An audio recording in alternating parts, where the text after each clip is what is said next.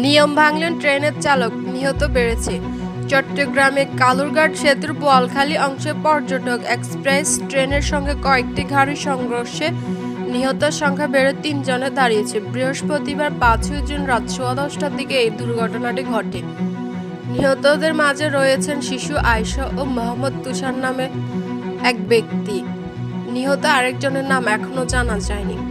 এ ঘটনায় আহত হচ্ছেন ৫ জন। শিশু আয়েশা বোয়ালখালী উপজেলার বাসিন্দা সাজ্জাদ নূর মিঠু ও জুবাইদা ফেরদৌস ইসরার সন্তান, যারা অটোরিকশা যাত্রী ছিলেন। দুর্ঘটনার পর শিশু আয়েশাকে কোলে নিয়ে তার বাবা সাজ্জাদের আহাজারির ভিডিও সামাজিক যোগাযোগ মাধ্যমে ছড়িয়ে পড়ে।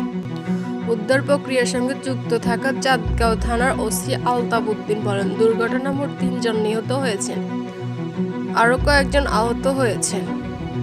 ফলে সেতুর উপর থাকা অটোরিকশা, একটি মাইক্রোবাস ও কয়েকটি মোটরসাইকেল ট্রেনের ধাক্কায় দুমড়ে মুচড়ে যায়। দুর্ঘটনার পরপর স্থানীয়রা আহতদের উদ্ধারে এগিয়ে আসে। রাত 11:15টার দিকে কালুরঘাট ফায়ার স্টেশনে কয়েকটি ইউনিট, রেলওয়ে ও থানা পুলিশ যৌথভাবে উদ্ধার তৎপরতা চালায়।